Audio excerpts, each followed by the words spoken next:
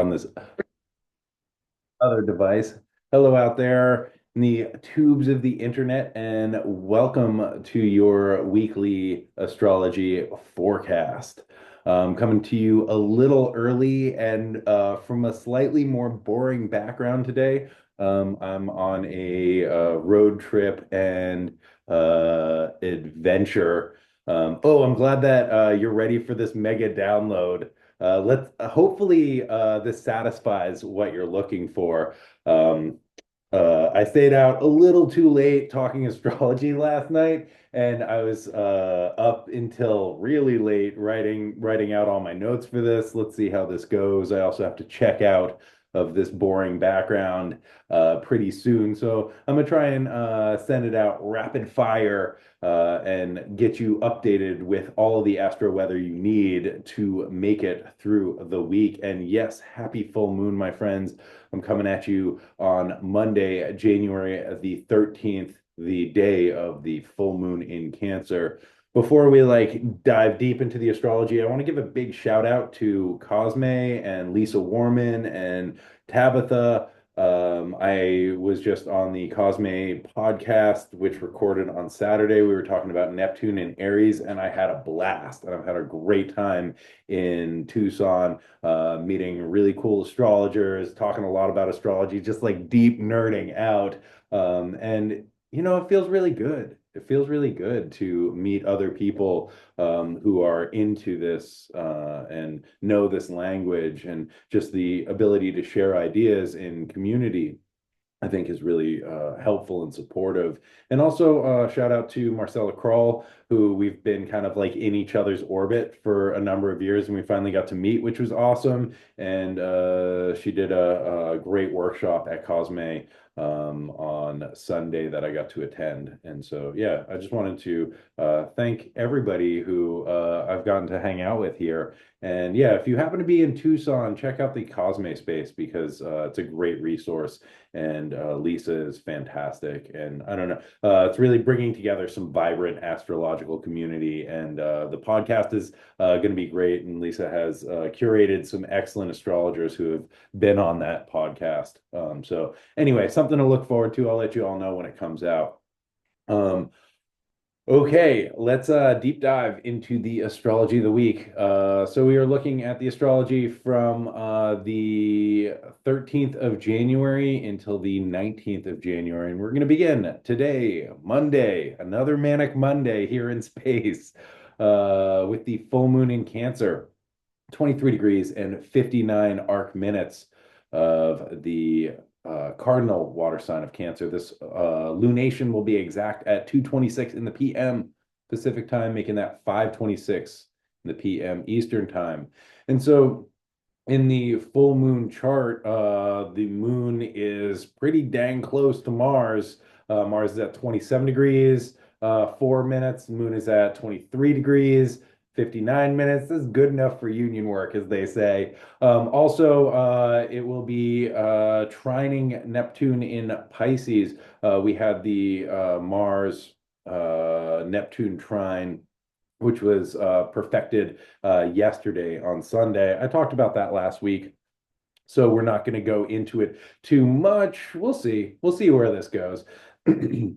But this is sort of the some of the astrology of this full moon. We'll be talking more about everything as we go through the week. We also have the sun trining Uranus, the sun in Capricorn, Uranus in the fixed Earth sign of Taurus. That is exact on today on Monday, so that is in full effect in this full moon chart. So we have some martial action, some liberating and revolutionary Uranian action. We have some nurturing and caring Cancerian action. We have the steadfast and stoic Capricornian action. And so let's untangle this. All right, let's pull this apart a little bit, kind of dive into it. So starting off in the Capricorn Cancer axis, right? I like to think about Cancer as sort of emotional safety, and Capricorn as physical structure, physical safety, right? Cancer ruled by the moon is about home and family and belonging. Cancer is cardinal water, right? What do we think about when we think about cardinal water? What is the origin point of water? And I think about like a mountain spring, right? The sort of the beginning of a river, right? A little spring that bursts forth that turns into a river that eventually makes its way to the ocean. One thing about water, the element, and also about all of the water signs is water seeks the lowest point, right? And water is always seeking to return to itself. So we have this like Cancerian wellspring of life that is also seeking to return to itself, to come back to the ocean, to come back to this place of belonging and connection, right? I also think about the sort of womb that nourishes life and connects and protects, right? Or the tide pool, right? Where life gestates, where the sort of primordial beings, right, start developing in the safety of the tide pool, right? So there's a sense of like containment and safety and connection and belonging. But in belonging, there's also the idea of separation, right? The separation and then the longing to return to the place of belonging, right? This is the water moving downhill, seeking always to return to itself, right? To return to that origin. And I think in if we think about water as the kind of element of the emotions, right? We think about, Cancer is this like, oh, cool, I'm home, I'm with my people, I'm in my house, I'm in the place that I belong, right? But we can't just stay there, right? We have to kind of go out and get groceries, right? We have to leave the family system and make our way into the world and become individual beings, right? And so there is this separation that occurs, right, as we individuate, right, or as we go on our errands, or as we go and do our things, right, and then the longing to return, right. Oh man, I just wish I was home right now. How many of y'all have ever felt that, right? You're out in the world, you're doing something, right? And you're like, man, I wish I was home right now. Oh, it'd be so nice. I would get into bed, right? Or, like being out in the world and being like, I gotta go to the bathroom, right? Man, I wish I was home right now. Right? I wish I was in a place where like I like belonged, where I could like take care of my needs, where I could nourish myself, right? Instead of having to like go run three more errands, right? And so I think this is part of the Cancerian archetype is the like separation and the returning, right? Coming back to belonging, right? And also the places where belonging gets kind of stale. I've been reading this book by Darby Costello, who's a great astrologer. It's on the fire and water elements. And one of the things that she talks about is, water and purification, right? We think about water as a purifying element, but also we think about like the purification of water, and like not wanting to drink the tap water, right? Not wanting to drink sewer water, not wanting to drink like unfiltered river water, right? Because there's microbes and bacteria and whatnot that can be harmful to our system, right? And so this idea of like, oh, I want to drink like purified water, which is great, right? I support that. But like also thinking about the purification of water as like it takes out all of the kind of living elements, right? It takes out of all those bacteria and microbes. It decimates the ecosystem that is existing in that watery element. And one of the things that Darby's book talked about, which I think is fascinating, is this idea of like what water are we like purifying, right? So that we can drink, right? And what water like really needs to sit there and kind of develop, right? And has like healthy ecosystems, which is also really important, right? Because we just go through and purify all the water in the world, it's going to be stale and stagnant. And that like sea life won't grow and ecosystems will dissolve and fall apart. And to think about those places where it's really important to have that kind of ecology. And I've been thinking about this word ecology, you know, and this is something that's come up for me, right, with the LA fires. And I just want to, I don't know if it helps to have like somebody on like fucking Instagram being like, I feel like I have a lot of feelings and, my heart hurts for the animals and the ecosystem and the people, you know, and that is true. Right. And I don't know how much me saying that does or talking about the astrology of this moment does. But I think it's also important to, notice the signs and symbols that are at play, even though it doesn't fix anything or change anything, you know. But I think I've been thinking about this idea of ecology, right? Celestial ecology, right? The relationships of beings and planets or plants, right, in a system and how they inform each other and what happens when those ecologies fall out of balance. And this is the ecology of the self, the harmony of the self, right? This is also the world or the cosmos, you know, in thinking about, you know, how we can work to balance our own internal ecology, right? Because this is the only thing that we really have control over, right? We don't have control over external systems or developers unless you're a developer or a billionaire, right? There are levels of power that some of us, most of us, a lot of us don't have access to, right? But where we do have power and agency is in ourself, and to balance that sort of internal emotional ecology or the gut biome, right? So that we can show up in the world in a way that helps to bring balance in a world that is like rapidly spinning out of balance and out of harmony, you know? And so, coming back to this idea of the water element, right? Where are the places where we need to like have that tide pool where life can develop, right? And then where are the places where we like really want to like running through a Brita filter before we drink it in, right? And I think that both of these are really important, you know. And so, like, cancer is also about this idea of containment, right? How do we hold this tide pool? How do we hold this space that life can develop, right? It is the outer shell, right? The crab shell that creates the safety and containment to allow ourselves to be vulnerable. One way that we can think about this is the house, right? This is the place that we get to go inside and be like, I'm gonna dress weird, right? I'm gonna listen to whatever music I want. I don't even care, right? We get to be ourselves.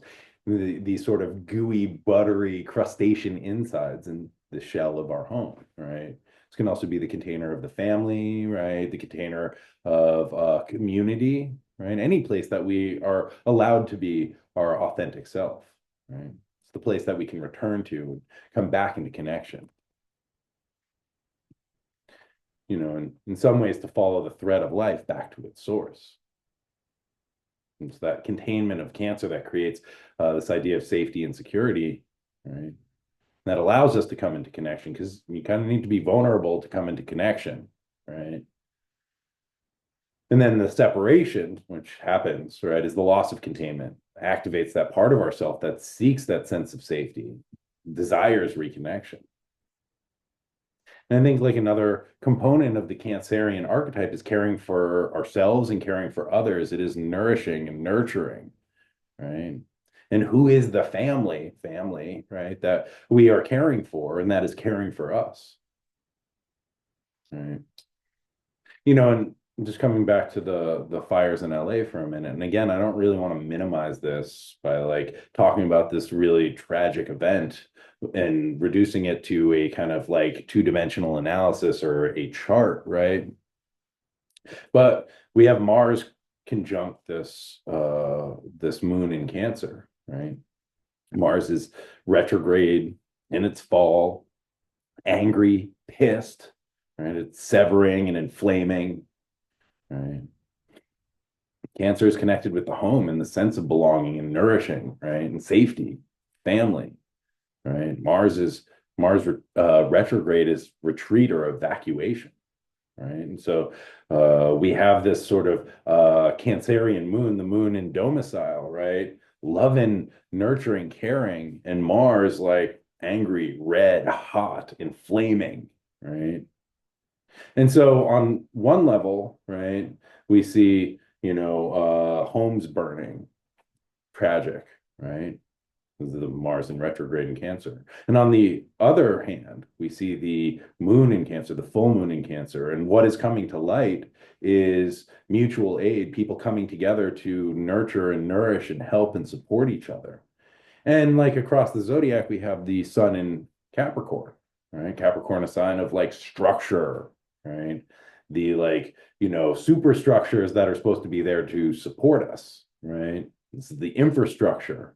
And, in a lot of ways, I think the infrastructure is failing and has been failing for a long time. And I think this is one of the things that the Pluto-Saturn conjunction really revealed around COVID is the shortcomings of infrastructure. And it is really the sort of people in community, in family, right? Their ability to come together and support each other, right? And to provide mutual aid. That is what is able to see people through these challenging and difficult and tragic times. And I think what we see a lot in America is like a broken like healthcare system, right? Broken insurance company system, broken systems, broken structures, and how people actually like care for each other is like GoFundMe and mutual aid, right? And these kind of, I'm gonna say it, socialist ideas, right? Of people helping people. Instead of top-down structure, right? We have the more communal, like, oh, you're in trouble, right? And what ends up happening is it's like people with not very much helping out other people with not very much, right?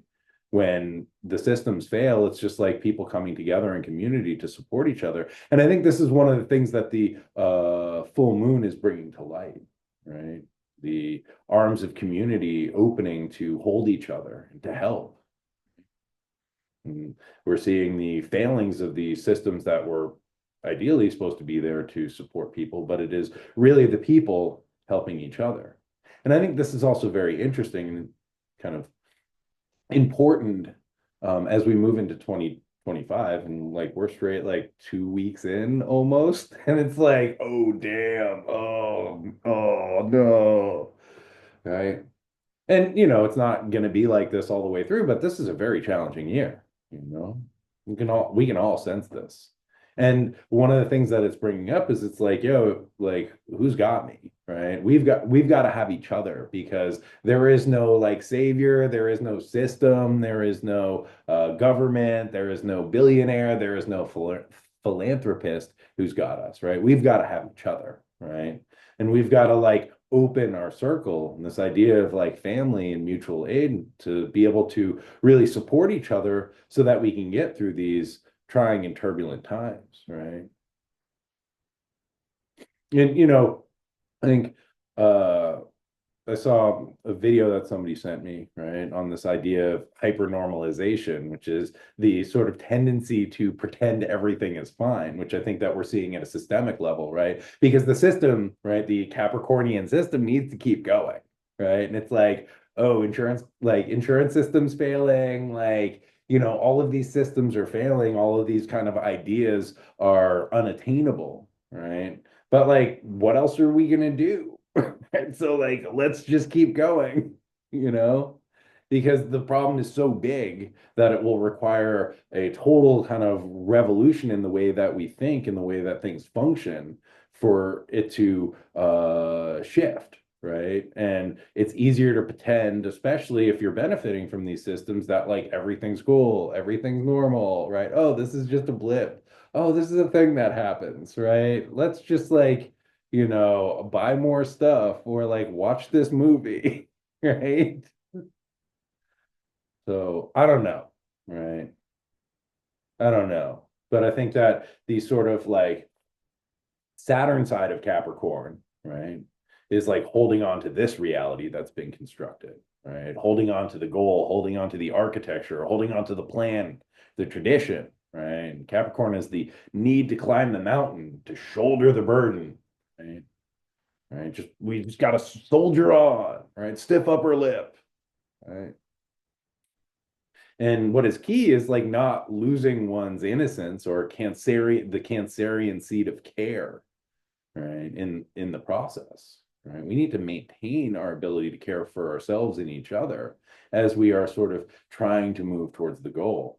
And I think, you know, as Neptune moves into Aries in March, I think we're going to really need to reconfigure what that initiating vision is, like what mountain we are climbing, what is the kind of goal or the ideal or the vision that is, initiating the quest that we are on. This is collectively and individually. And straight up, I just like talked for like 2 hours about Neptune in Aries. I'm not going to go into that. I promised myself I wouldn't do this today. But I have a lot to say, and that might seep its way back in, right? And so, I think that um, Cancer knows that we are communal beings and that we need each other to survive, right? And for all of human history, we have existed in small groups, in tribes, in bands, in clans, right? In families, right? And this is not just like nuclear family, which is a very new invention, right? This is the sort of like group of 15 or 20 people, right, that you have just known your entire life, that you hunt together and work together and hang out together, right? These are the people who've got your back, you know, and we need each other to survive. We are communal beings. We are not equipped to just be out there alone, right?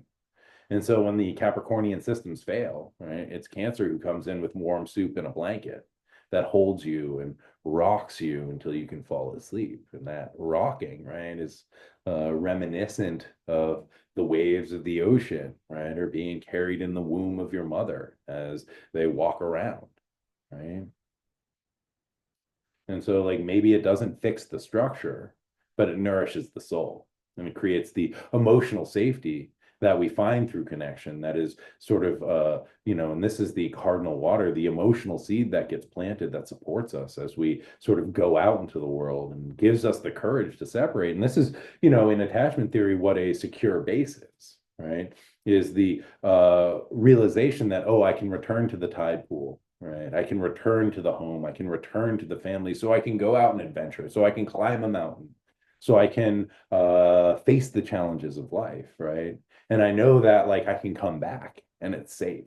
Right. And that's what develops secure attachment. Oh, there's this thing there, this family, this community, this support system that allows me to go out and take risks, to try new things, to engage in challenges. And so I can come back right after I've done this and I know that it's safe. Yeah, I think I'll leave it there. So also Monday, the 13th, we have Sun in Capricorn trine Uranus in Taurus.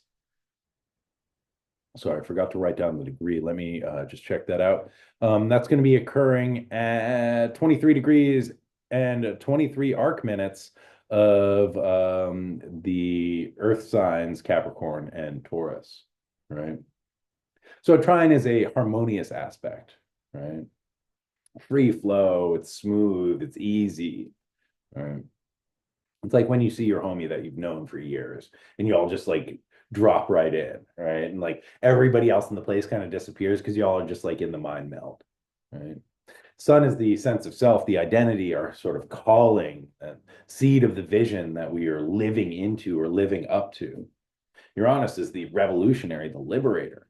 One way it can help free us from the old structures so that we are able to step into that solar light in a new way, right? It removes the obstacles that prevent us from that path or that calling.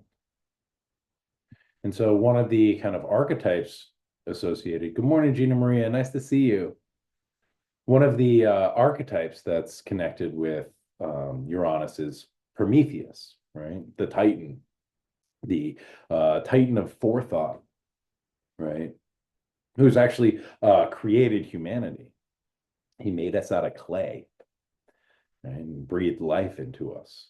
And then when Zeus said no more fire, he was like, "Fuck that!" Right, and he stole it from the gods, and he, experienced great suffering because of this gift that he brought to us. And in some ways, we also experience great suffering because of this gift, right? Uranus is the light bringer. Prometheus is the light bringer, right? Stealing that divine fire from the gods. And I think about this as the fire of imagination, right? This is what separates us from other animals, right? We have this imaginal vision that we can live into, right? That allows us to invent and create. It's the spark of life that burns within us, right? Allows us to kind of invent and change. The energy of that like solar light that is being given to us that inspires us to aspire, right? To make, helps us to keep searching and doing, right? For better or for worse, and I think, all of the technology that we have created is runs on this fire of imagination and runs on the fire of energy, right? but is this divine fire that Uranus or Prometheus stole that ignites the spark in all of us, right? That calls us to kindle it so that it can grow. This can be incredibly destructive, right? As we see with, nuclear weapons, right? Or maybe AI. I don't know. Who knows, right? Who knows how things are going to go? Can also be really beautiful, and oftentimes it's both, right? And so the sun Uranus wants us to break out of old patterns, right? It gives us this vision of like, this is what I'm called to, right? This is that solar fire that burns within me, right? This is my path. This is my calling. This is the thing that I need to live into, right? It wants us to like innovate and do things in exciting new ways. It wants us to step more fully into ourselves. This is a Earth trine, right? So it might shake up or shift some of these structures in ourselves, right? Maybe in the world. We don't know, right? Some of the routines or the ways that we have been contained, right? Earth is about creating this like stability and structure to meet our needs, to feel safe, to refine our experience, right? These systems may need to shift in order to come a little bit more into ourselves, right? To recognize like this is that solar light that burns within me, right? That I need to live into, that I'm being called by my daemon to experience or to express, right? And sometimes the safety and the stability can prevent us from actually living and living into that truth or from being who we are meant to be. And Uranus wants to shift this, right? And so with a trine, this can happen in a kind of gentle way, right? And trines, we sort of like can lay back and be like, what do you have to offer me? Right. But it also takes some action, right? So maybe something gets revealed, right, through this full moon, right? Because full moons are revealing times, right? It is a big ass light in the night, right? That allows us to see, oh, I can see in the dark, right? I can see inside, and this place that was hidden before, there's something that is emerging here, right? And so, how do we pay attention to this and heed that calling and follow that, right? And live into that and take action, right? To notice, oh, this is something that is holding me back or preventing me, or this is a, obstacle that I have been clinging to, or like a safety that I've been clinging to that's preventing me from maybe stepping into my more authentic or most authentic self. And so, how do we just like, allow ourselves to shift a little bit as the world is shifting a little bit? And there is the tendency to cling on to safety and stability. And I think this is part of that, Cancer full moon separating, right? Connect, like being in safety and connection and then separating, right? And then needing to come back to that safety and connection. Uranus is like, go out there, freak out, live your best life. And we do that, and then we come back, right, and check in with the home place or the family or that sense of emotional connection, right, and be like, is that okay? Am I okay? Right, and that part's like, yes, you are. You're good. And you're like, okay, cool. I'm gonna do it. I'm gonna do it again. I'm gonna do it better this time. So moving on to Tuesday, January the 14th. We have Venus in Pisces squaring Jupiter in Gemini. This is occurring at 11 degrees and 59 arc minutes of the mutable signs of Pisces and Gemini. So these are both benefic planets, all right? And there is a line of thinking that says, and this comes from traditional astrology, that like benefic planets in hard aspects are, still good. They're just a little less benefic. And, I think we can hold that. Also, I have a Venus Jupiter square in my chart. And while I think that it has been benefic, there's also been like challenge and difficulty, right? That comes from it. And like one of the ways that we can see a challenge or difficulty coming from the benefics is too much of a good thing is not always a good thing.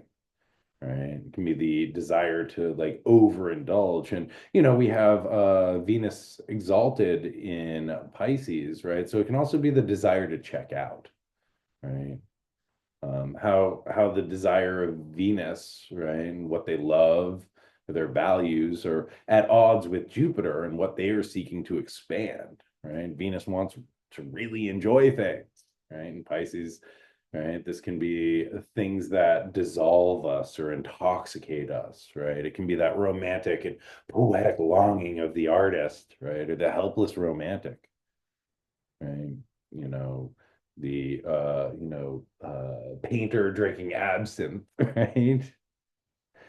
Can just imagine that, like, light, right? The like low light in that situation, right? And Jupiter just expands this, right? Jupiter's like, cool, more, more, more, pour another one, right?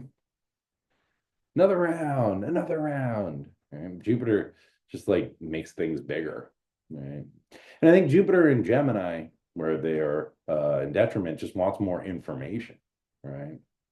And so one of the ways that we can see this functioning, right, is we get this romantic longing in with Venus and Pisces, right? And Jupiter and Gemini, I want more information, right? And so what do? We just start stalking somebody online, right? We're like, oh, I need more information. I need to know, right? What are they doing? Who are they with? Right? Oh, oh my God, I'm so heartbroken. I'm in longing, right? Who are they with? I think that's one of the ways that that can show up, right? Wanting to like hurt ourselves with information so we can like feel more deeply, right? Can also be the Piscean like longing or desire to check out or to disassociate, right? Or to become intoxicated, right? To sort of melt into the everything, right? Which is a very romantic feeling also. Jupiter and Gemini just expands that, right? And be all the information that we are kind of taking in that Venus and Pisces is like, I'm not okay. I got to check out. I got to get out of here. I need to disassociate. Right. And Jupiter's like, great, let's get drunk. Right. And Venus is like, oh, yes, that'll be so romantic. Right. Oh, ennui. And so these are just like some ways that this might play out. I'm not saying that it's going to. It also might be really nice, you know, because there's the ability to like take it easy and to be lazy, right? When Jupiter and Venus square. And I think that a hard aspect like that can bring up feelings of like, I'm not okay because I'm lazy. Right. And especially with the sun in Capricorn, it's like climb the mountain, right? And it's like, I don't want to. I want to lay around and read poetry all day. Go for it, do it, Just like I think everything in moderation, even moderation, right? Don't overindulge or check out or like, uh dissolve too much, right? So Wednesday, January the 15th, we have the Sun in Capricorn opposing Mars retrograde in Cancer. This is occurring at 26 degrees and 12 arc minutes of the Capricorn Cancer axis, spotlit again. All right. And so the opposition of Sun and Mars is the kind of heart of the Mars retrograde. Right. When we have Venus or Mercury retrograde, the heart is that Cazimi moment, right?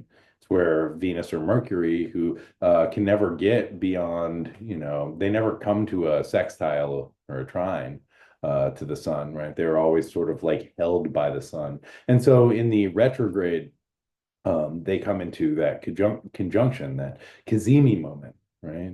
But Mars is the first planet to go beyond the sun, right? And so we get the retrograde around the time of the trine, and then the opposition in the middle of the retrograde. And so one of the ways that we can like really see this actually happening is as the sun sets, Mars rises, right? As the sun is going down, we have Mars coming up. Mars is really close to the Earth because they're retrograde. So they are all red and fiery, right? So as the sun, the king, the representative of day consciousness, right? The logical, right? The sort of I can see, I am shining my light. This is what things are, right? As that goes away, right? And the great god Ra goes in their solar bark, right? Under the earth to battle the forces of chaos and Typhon all night, right? We have Mars rising up, malefic of the night, burning the midnight oil, right? Shining bright, you know, cutting away or cutting ahead, penetrating and flaming, right? Night consciousness is chaotic, right? And Mars is like, let's fuck shit up, right? Like the sun's gone, let's do bad stuff, right? Let's be evil. Let's be mischievous, right? Let's break stuff. I'm bored. I'm angry. you know. And not to say that like bad things are going to happen, but like we have this archetype of the kind of like, cohering body of the solar system disappearing and like night setting in, and then Mars, the malefic of the night, rising bright red and being up all night, right? Sort of doing their thing. And, you know, do I want to talk about that? Uh, yeah, one of the things that I've been thinking about and sitting with one of the stories. And I was thinking about this with Neptune and Aries, but I want to talk about it with Mars and Cancer, right? Retrograde opposing the sun. In the story of the Odyssey, right? It starts off with Odysseus, who is on an island somewhere, right? Trying to get back home, right? Trying to return from that separation back into the Cancerian waters. And there are all these suitors who are suiting Penelope, his Odysseus's wife, right? And they're just like hanging out, eating all the food, killing all the livestock, drinking all the wine, just partying all the time, right?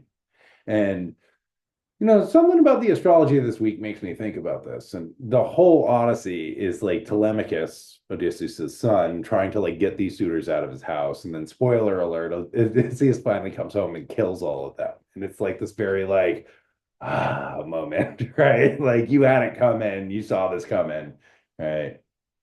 And I think about these like suitors who are just like not thinking about the future, right? Not thinking about their future, not thinking about the future of the land, not thinking about, the ecology, like how we live in harmony. They're just like, I want to have a good time, right? Maybe that's that Venus Jupiter square.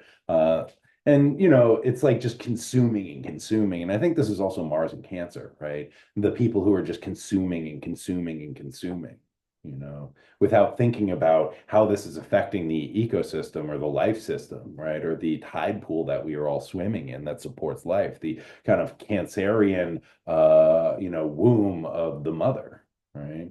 And they're just like eating and eating and eating, right? Throwing their bones, pile, and I think this sort of opposition of the sun, right, which is the kind of like ordering principle, right, or maybe Odysseus, who is the father and the king and the homeowner, and then the like Mars chaotic, like consuming or cutting, right? Just something to think about, right? As we like watch systems that are just consuming without any thought to the impact or the effect that this is having on the larger ecology or the larger system, right? And so, another way to kind of think about this relationship is the sun being our identity, right? And Mars being the will to fight or to struggle. And so, in this opposition, we are kind of faced with this quest of like, what are we willing to fight for or fight against? What are we willing to struggle with, right? Mars in Cancer has a lot of emotional activation that causes us to go into like fight or flight, right? The need to fight for community or the family we are defending. And I think an important thing with Cancer is it can be very like, this is my home, right? And you are an outsider. And to like really think about how we can expand that circle to really support and defend and protect, maybe like something a little bigger than just like my family or my body or, my neighborhood. Sun in Capricorn is understanding the structures and the rules of the system, understanding what is solid in the world, in the self, right? What are the structures that I am operating within? What are the rules of this game? And then Mars is maybe like cutting away some of the stability, or it's inflaming security. It's severing people's connection to home and containment. And this can bring up a lot of feelings, right? And in this opposition, parts of us get really activated. Mars is like, fuck all these structures, right? And the sun is like, but without the rules, society falls apart, right? And how do we hold both of these, right? The desire for functional structure, for safety and stability, and the rage and frustration when these systems fail and our safety is threatened and our communities are threatened, right? And so how do we navigate this reality while maintaining care and compassion? And how can our emotional activation fuel action for positive change instead of creating dysregulation, right? Frustration and lashing out or cutting off? All right, so that's just something to think about. Okay. I think I can get through the rest of this without going over and still hit my checkout time. All right. So Friday, January the 17th, the Sun in Capricorn sextile Neptune in Pisces. This is going down at 27 degrees and 35 arc minutes. And again, Neptune is trying the moon and sextile the sun during this full moon, which is occurring at what do we got? 23, sorry, 23 degrees, 59 minutes, right? So just about 3 degrees away, 3 or 4 degrees away. Right. So I think what is really important, right? Neptune is sort of the dream, or one of the ways that we can think about Neptune, especially in a supportive relationship, is the dream, right? The vision. Right. So what is this dream or vision that can help to inspire us, right? If Neptune is the visionary, right? The sun, again, this kind of like, this is my calling, this is my sense of self, this is my identity, right? So what is the vision that can help us to aspire, right? This solar aspiration towards the light. What is this dream or vision that helps to inform this sense of self and this identity? Neptune says, and this comes from Carolyn Casey, who I love, if you can dream it up, you can dream it down, right? So again, if you can dream it up, you can dream it down. And I think that the kind of egregore, right? The collective vision that we have been dreaming for a long time is one of apocalypse, is sci-fi catastrophe, right? Watching that videos of the LA fires, I just think about that scene in Terminator 2 where Sarah Connor's like holding onto the fence and it's like this wave of fire, and I'm like, oh, that's horrific, right? And also that it's like been a vision seed that is planted in our collective, right, through the Neptunian art of cinema for so long, right? And we find ways of these visions, these unconscious, sort of dreams or stories, find ways of manifesting in the world, right, for better or for worse, you know. And so, like, how do we dream down this old vision of apocalypse and destruction? How do we dream up a better vision, right? A better vision of whatever that looks like, of harmony and interconnection and mutual aid and support, right? And care. These sort of Cancerian ideas. Right? The sun in Capricorn helps to bring a container for the dream. Right? It helps to make this imagination real. So if we are dreaming a better dream, right, how do we hold that, right? What are the structures that can hold that to bring it into reality, right? And help us to enact it through structured action, right? A sextile is a supportive aspect. So Neptune and the sun are in communication. Neptune's like, here's the vision. The sun's like, cool, this is how we're going to make it real, right? And so, Sun in Capricorn is like about working within the bounds of physical reality, right? To bring this vision into not just consciousness, but into the physical world, right? And the kind of Neptunian vision is that like inspiration. In Capricorn, right, where the sun is hanging out until the end of the week, is the goatfish, right? We always think about like the goat half, right? That's climbing the mountain, that's like work doing the hard work, right? But we often forget about the kind of watery tail, the fish tail, right? Which is the imaginal quality that comes from the unconscious, right? That inspires us to climb the right mountain.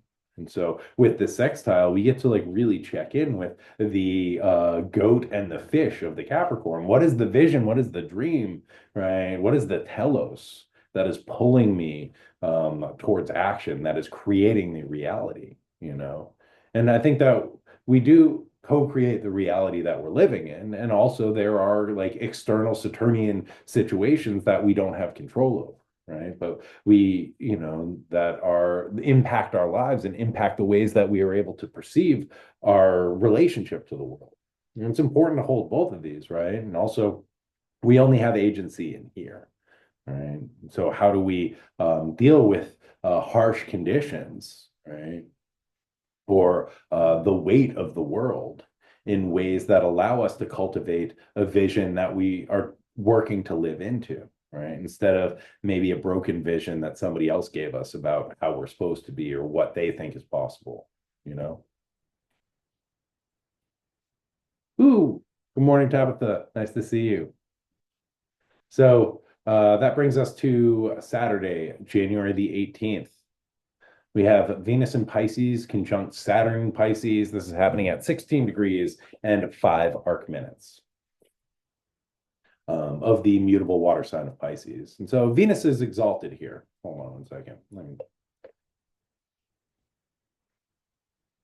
Venus is exalted in Pisces. So they have some power. Planet is exalted, they are raised up, and the things that they love are honored by that sign. So, relationships, beauty, pleasure, creativity, love, these are things that are really supported in the Jupiter ruled sign of Pisces, right? So Saturn being the less honored guest here, right? Maybe is also kind of in the service of Venus, right? And Saturn, right, can be really helpful with Venus, right? They help to create some structure or some boundaries that can really help the Venusian vision come to life. Saturn brings some practical considerations that can help contain Venus's values, right? Saturn deals with boundaries and limits, provides containment. It says no, right? So Venus deals with what we are attracted to, what we like, what we don't like, what we're repulsed by, right? And sometimes in Pisces, it can kind of lose track of the difference or the distinction between what we like and what we don't like, right? In Pisces, everything is everything, right? So pleasure and pain can become intertwined, right? Like the two fish in the Pisces glyph, right? Saturn comes in and is like, no, right? That is not what I want. And having a strong no really helps us to have a great yes. And so Saturn, who is also in the soup of Pisces, has their own struggles with it. But ideally, they are creating this container to hold the Piscean water of universal love. And you know, water will take on whatever shape of whatever container we hold it in. So, what is the container that you want to create? Right, with Saturn and Pisces? What is the shape of the emotional water or the deep memory that we are building? This sort of container gives us the ability to hold and use the liquid of Pisces so it doesn't just like wash through our fingers or like, you're waking up from the dream and you're like, what was that? Right? Saturn gives us the ability to kind of hold this, right? To channel it and in this relationship to channel it in Venusian ways into creativity or relationship, right? You can think about Saturn building the Venusian irrigation system here, so we can water the parts of love, right, or the parts of ourselves that need love. We can channel, right, irrigate the Venusian Piscean love to the parts of ourself in the world that need it, right?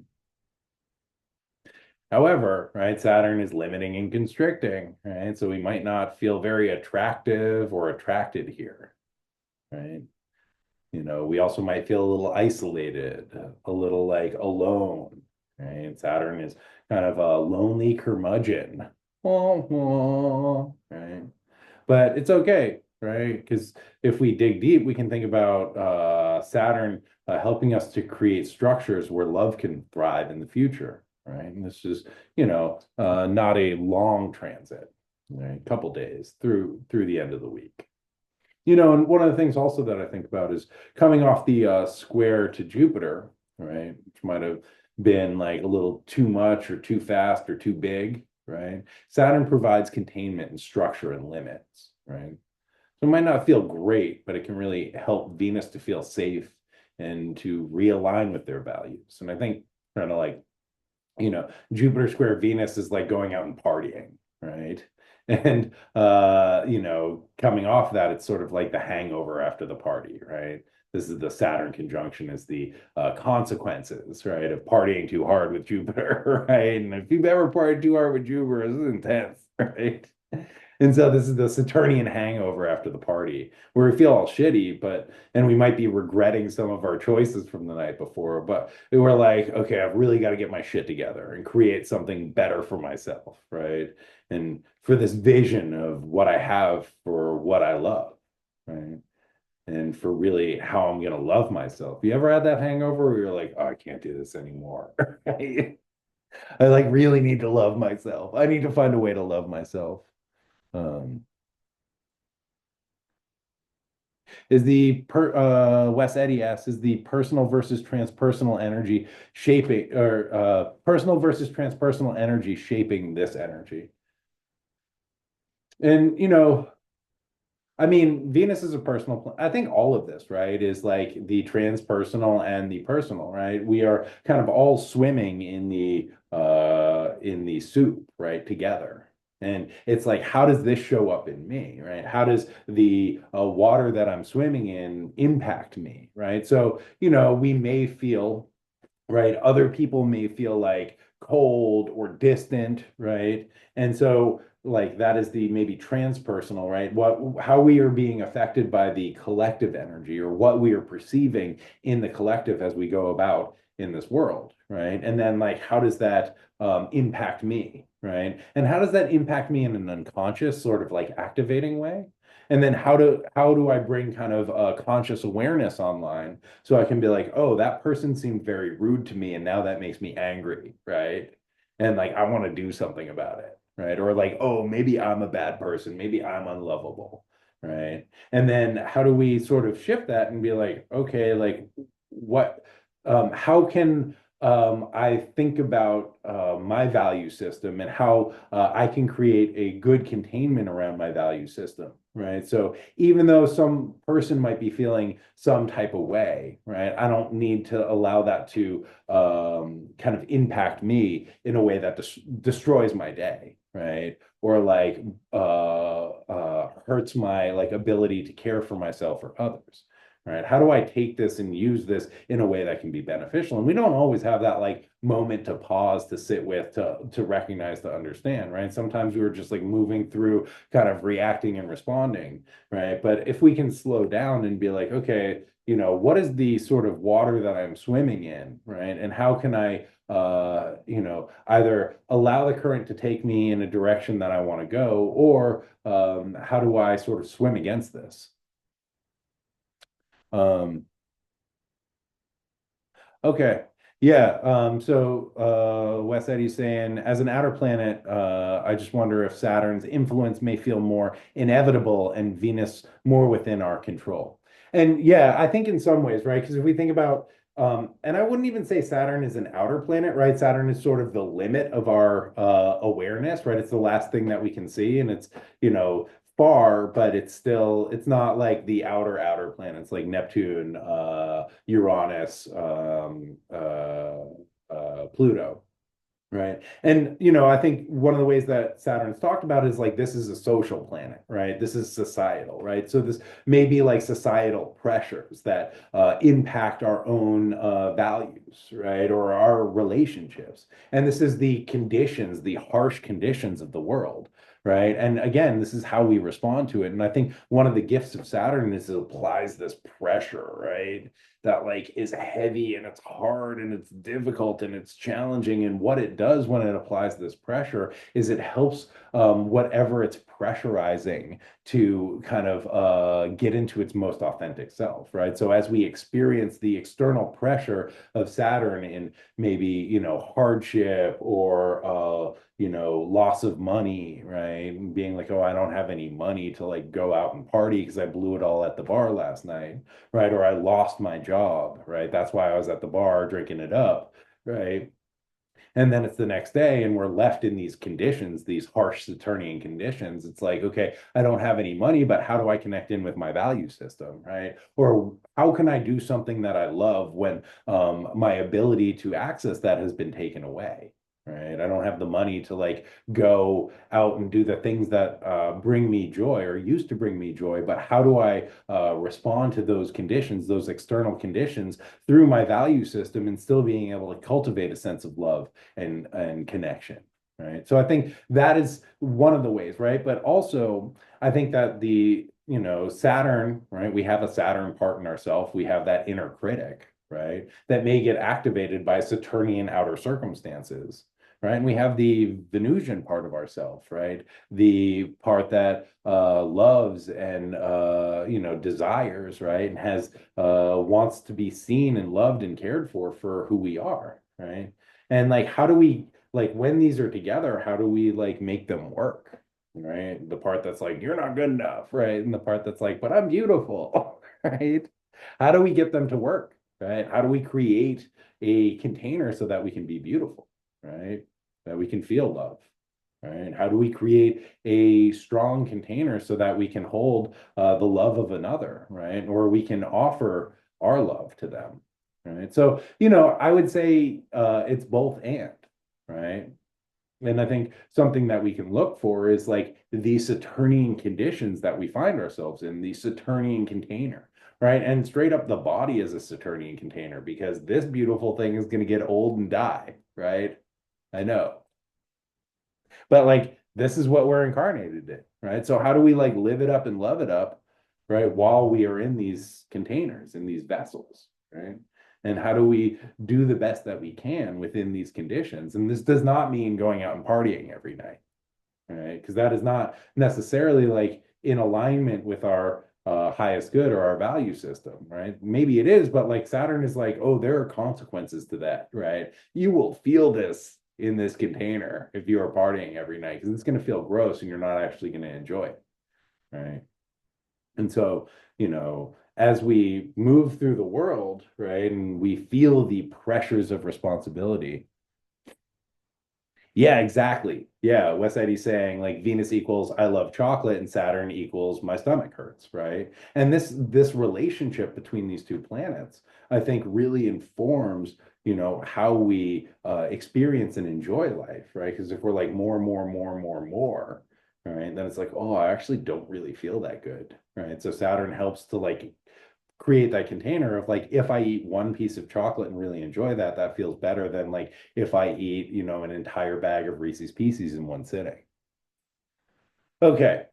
Last thing that I want to say because I got to get up out of here. Sunday, January the 19th, we have Mercury in Capricorn sextile Saturn in Pisces at 16 degrees and 6 arc minutes. And also Mercury in Capricorn sextiling Venus in Pisces, 16 degrees, 41 arc minutes, right? So this Venus Saturn conjunction gets activated by Mercury or kind of cognitive thought processes. Um, and that happens on Sunday. So, on Sunday, Wes Eddy, and also all y'all out there, you get to like see how we're processing this. You get to be Mercury is the like, oh, that makes sense, right? Oh, that is the data that I'm taking in about the Venus Saturn conjunction, right? So this is a great day to notice like how does structures inform my values, right? How does limitation inform my relationships? How does like Saturn, right, helps to support what I love? Right? Or make it feel like compressed a little bit. Right. And so this is a great day also to work on creative projects, right? Writing concrete poetry or making sculpture might be a great way of using this energy, right? Saturn is ruling Mercury in Capricorn, right? So focused thinking dedicated to our goals, right? Venus also helps to soften that Saturnian energy, right? Which helps us with the creative thinking and our ability to create beauty and our ability to like sort of bring beauty into this world and to make it real. And I think about the story of Pygmalion, which I did not spend enough time researching, and I apologize, right? But as I remember, it is a sculptor who sculpts this beautiful female form and totally falls in love with it and prays to Aphrodite, Venus, who brings this woman to life, this sculpture to life, right? And so to really think about like the thing that we are creating and putting our energy into, right? That we are breathing life into with our Saturnian action, right? And how do we do this from a place of Venusian aesthetics and love and values, right? And, to really channel our creative energy into the things that we want to make and the things that we want to make real in this world, right? Really think about where we are directing our thinking and our creative energy, right? And these are the visions that we are really bringing to life because where attention goes, as they say, energy flows, right? And so I think this is a great time for like sharpening our focus and using that creativity and really informing our actions from a place of love, right? And then on Sunday, January the 19th, the sun also enters Aquarius, but we'll talk about that next week. And yeah, I've got Jims and Jams says when all else fails, listen to music, and create. Exactly. And I think that is a great way to spend next Sunday, listening to good music, writing, creating, right? Creating a space where you're like, I'm gonna bring some beauty into this world, or I'm gonna say something that feels meaningful to me. And so, with that, my friends, I'm gonna get on the road. Thanks for tuning in. Thanks for being with me. Thanks for riding along through another week in space. Just a heads up. I'll be teaching a class with my partner, the brilliant and talented Marlena Seven Bremner. This is a class on the seven traditional planets through myth, magic, and alchemy. We're doing a deep dive into each one of the planets, going from Saturn all the way down to the moon.